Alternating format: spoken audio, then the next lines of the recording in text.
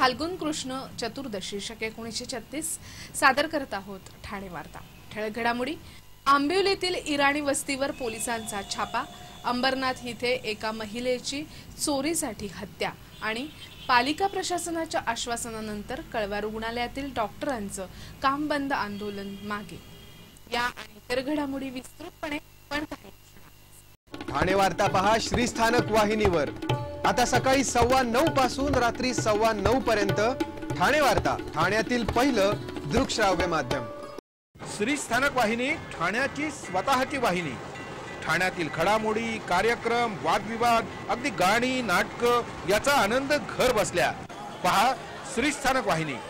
आपल्या ठाण्याचं हक्काचं व्यासपीठ श्रीस्थानक वाहिनी। ठाणे वार्ता आता संकेतस्थळावर देखील ठाणेवार्ता.com वर क्लिक करा आणि ठाण्याच्या घडामोडी जाणून घ्या। ठाण्यातील पहिलं ऑनलाईन माध्यम ठाणेवार्ता.com। नमस्कार मंडळी, दर रविवारी पाहायला विसरू नका। नमस्कार मंडळी, आपल्या प्रश्नांचं थेट उत्तर।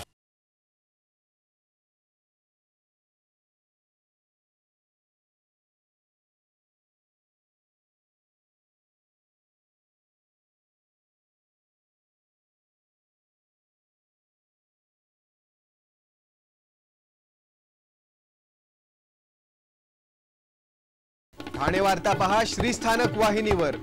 आता सकाळी 9:15 पासून रात्री 9:15 पर्यंत ठाणे वार्ता, ठाण्यातील पहिलं दृकश्राव्य माध्यम। शारदा घोडे यांच्या प्रकरणात निलंबित डॉक्टरांवरील कारवाई मागे घ्यावी यासाठी करण्यात आलेलं डॉक्टरांचं बेमुदत आंदोलन पालिका प्रशासनाच्या आश्वासनानंतर अखेर मागे घेण्यात आलं।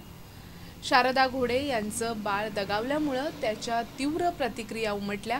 या प्रकरणी पोलिसांनी डॉक्टर सविता उपड आणि परिचारिका मीनाक्षी सोनार यांच्या विरोधात सदोष मनुष्यवधाचा गुन्हा दाखल केला होता। याच्या निषेधार्थ छत्रपती शिवाजी रुग्णालयातील डॉक्टरांनी काम बंद आंदोलन सुरू केलं होतं।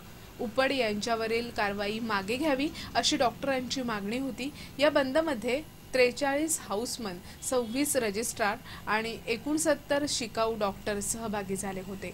या बंदमुळे रुग्णांची मोठी गैरसोय झाली होती।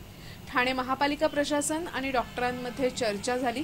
डॉक्टरांचं निलंबन मागे घेण्याचं आश्वासन पालिका प्रशासनातर्फे देण्यात आल्यानं डॉक्टरांनीही आपलं काम बंद आंदोलन अखेर मागे घेतलं। दिल्लीतून 6 महिन्यापूर्वी गायब झालेल्या 11 वर्षीय गतिमंद निशा या मुलीला 6 महिन्यानंतर तिच्या पालकांच्या स्वाधीन करण्यात बाल सुरक्षा पथकाला यश आलंय। दिल्लीजवळील गाझियाबाद इथे राहणारी निशा ही गतिमंद आहे। आई तारा बेगम, वडील मुख्तार खान हे वाहन चालक आहेत। 6 महिन्यापूर्वी निशा घरातून बाहेर पडली आणि तिने मुंबईची गाडी पकडली।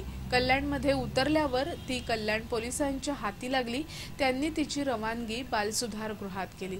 ठाणे पोलिसांच्या बाल सुरक्षा पथकाचे निरीक्षक मदन बल्लाळ आणि त्यांचं पथक हरवलेल्यांचा शोध घेण्यासाठी विविध पोलीस ठाण्यात भेटी देत असताना त्यांना निशाबद्दल माहिती मिळाली। त्यांनी निशाची चौकशी केल्यानंतर दिल्ली पोलिसांशी संपर्क साधला। दिल्ली पोलिसांनी गाझियाबाद पोलिसांशी संपर्क साधून निशाची ओळख पटवली आणि काल निशाला तिच्या पालकांच्या स्वाधीन करण्यात आलं। मुख्य अभियंत्याद्वारे प्रशस्तीपत्र देऊन गौरवलेल्या महावितरणच्या निवृत्त कर्मचाऱ्यावर केबल चोरीचा गुन्हा दाखल झाल्यानं कर्मचारी वर्गात खळबळ उडाली आहे। कर्मचाऱ्यांनी या कारवाईच्या निषेधार्थ काम बंद आंदोलन केलं। कळव्यात राहणारे आरटी केदार महावितरणच्या डायघर खिडकाळी येथील भांडारगृहातून निरीक्षक म्हणून निवृत्त झाले।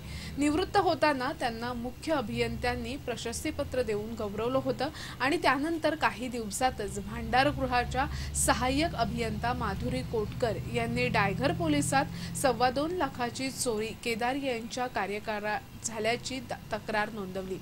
पोलिसांनी या प्रकरणी तपास सुरू करताच कर्मचाऱ्यांनी कामबंद आंदोलन केलं। मुंब्रा शिळ विभागाचे अभियंता पीएन हुंडेकरी यांनी केदार यांना 3 वेळा नोटिसा पाठवल्या असून त्याच्यावर त्याच्या सह्या असल्याचं सांगण्यात आलं।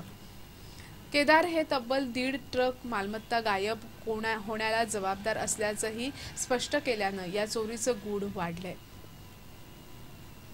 ठाण्यामध्ये एकाच दिग्दर्शकाच्या 6 कलाकृतींचा नाट्य महोत्सव आयोजित करण्यात आला आहे। मूळचे ठाण्याचे असलेल्या कुमार सोहनी यांच्या 6 नाटकांचा हा नाट्य महोत्सव होणार आहे। कुमार सोहनी यांनी आतापर्यंत 51 व्यावसायिक नाटकं, 17 मराठी चित्रपट, 3 लघुपट, 7 मालिकांचं दिग्दर्शन केलंय। महाराष्ट्र राज्य नाट्य स्पर्धेत अथ मनुस जगन्हम या त्यांच्या नाटकाला प्रथम क्रमांक मिळाला होता। अशा कुमार सोहनी यांच्या 6 नाटकांचा नाट्य महोत्सव 25 ते 31 मार्च दरम्यान आयोजित करण्यात आला आहे। या नाटकांमध्ये देहबान, सुखाशी भांडतो आम्ही, कहाणी में ट्विस्ट, जन्म रहस्य, मी रेवती देशपांडे, त्या तिघींची गोष्ट या नाटकांचा समावेश आहे। या नाट्य महोत्सवाचा औचित्य साधून चौकट दिग्दर्शनाची या पुस्तकाचे प्रकाशन होणार आहे। स्वातंत्र्यवीर विदा सावरकर केंद्रातर्फे या नाट्य महोत्सवाचे आयोजन करण्यात आले। ठाणे वार्ता पहा श्रीस्थानक वाहिनीवर आता सकाळी 9:15 पासून रात्री 9:15 पर्यंत। ठाणे वार्ता, ठाण्यातील पहिलं दृकश्राव्य माध्यम। उन्हाळ्याच्या सुट्टीत फिरायला जायचा विचार करताय? मग एक्सप्लोर ग्रुपच्या इनक्रेडिबल टूरचा अनुभव घ्या। मालवण, तारकर्ली, देवबाग, वेंगुर्ला, सावंतवाडी, कणकवली, रत्नागिरीसह अविश्वसनीय किल्ले, मंदिरं आणि समुद्र किनाऱ्यांची ही सफर खास एसी बस आणि एसी निवासासह उन्हाळ्यातही लुटूया कोकणचा थंडगार आनंद। एक्सप्लोर ग्रुप घेऊन येत आहे इनक्रेडिबल कोकण दर्शन। आजच आपली जागा निश्चित करा। यासाठी संपर्क 750 626 0496 आणि 996 987 1098। आपला परिसर स्वच्छ आणि सुंदर ठेवण्यासाठी ठाणे महापालिकेत सहकार्य करा। ओला सुका कचरा वेगवेगळा जमा करा आणि रोगराईपासून मुक्तता मिळवा। मौसम सारीज आणि मौसम फॅशन होलसेल मध्ये विश्वसनीय नाव। बस्ता आणि ऑफिस वेअरचे dress material, party wear, daily wear, semi stitch, readymade gown आणि कुर्ती। साडीमध्ये शालू, ghagra choli, bridal sarees, traditional silk sarees, Kanjeevaram, Paithani, designer sarees आणि बस्त्याच्या साड्या। फक्त मौसम सारीज आणि मौसम फॅशन मध्येच, तेही होलसेल दरात किरकोळ विक्री। मौसम सारीज कोर्ट नाका, सीकेपी हॉल जवळ, खारकर आळी, ठाणे। मौसम फॅशन, मौसम सारीजच्या वर, पहिला माळा, ठाणे। ठाणे वार्ता आता संकेतस्थळावर देखील ठाणेवार्ता.com वर क्लिक करा आणि ठाण्याच्या घडामोडी जाणून घ्या। ठाण्यातील पहिलं ऑनलाईन माध्यम ठाणेवार्ता.com। डॉक्टर आणि रुग्णांचं पिढ्यानपिढ्यांचं जिव्हाळ्याचं नातं म्हणजेच डॉक्टर बेडेकर हॉस्पिटल।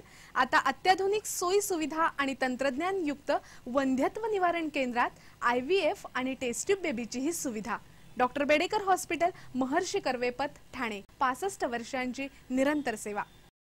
जयपुरी ज्वेलरी एक्झिबिशन कम सेल, 50% बचत। American diamond sets, mangalsutra, fancy bracelet, fancy earring top, radium आणि गोल्ड प्लेटेड बांगड्या आणि अन्य ज्वेलरी फक्त जयपुरी ज्वेलरी एक्झिबिशन मध्ये, अशोका बेसमेंट जवळ, गोखले रोड, नौपाडा, ठाणे पश्चिम। ठाणे वार्ता पहा श्रीस्थानक वाहिनीवर आता सकाळी 9:15 पासून रात्री 9:15 पर्यंत। ठाणे वार्ता, ठाण्यातील पहिलं दृकश्राव्य माध्यम। ठाण्यामध्ये बाउन्स कप फुटबॉल स्पर्धेचं आयोजन करण्यात आलंय। 21 आणि 22 मार्चला म्हणजे गुढीपाडव्याच्या दिवशी ब्रह्मांड येथील ऑर्चिड शाळेच्या मागे असलेल्या बाउन्स कॉस्मॉस आर्केड इथे या स्पर्धा होणार आहेत। या स्पर्धेत प्रथम क्रमांक पटकावणाऱ्या संघाला 55,555, द्वितीय पारितोषिकासाठी 33,333 तर तृतीय क्रमांकासाठी 11,111 रुपयांचं पारितोषिक दिलं जाणार आहे।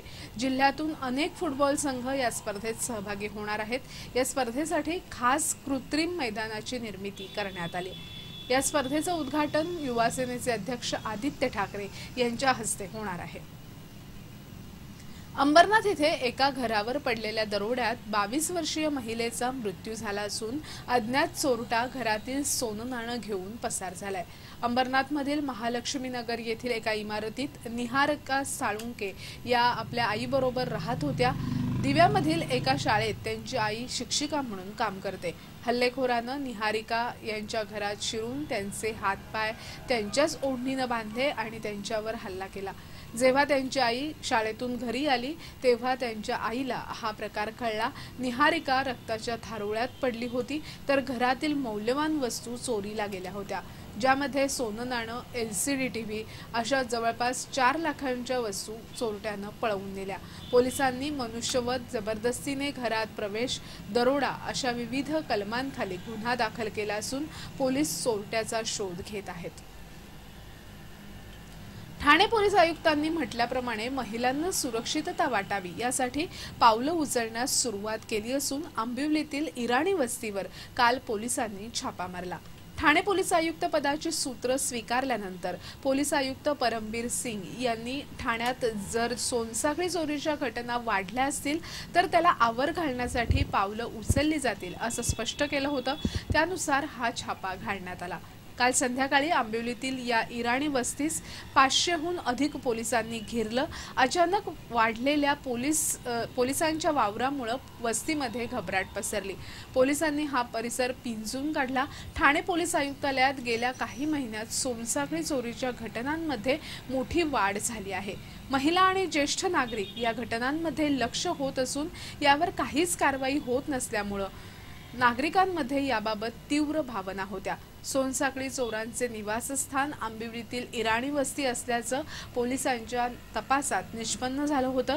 काही सोनसाखळी चोरट्यांना पकडल्यानंतर हा उलगडा झाला होता।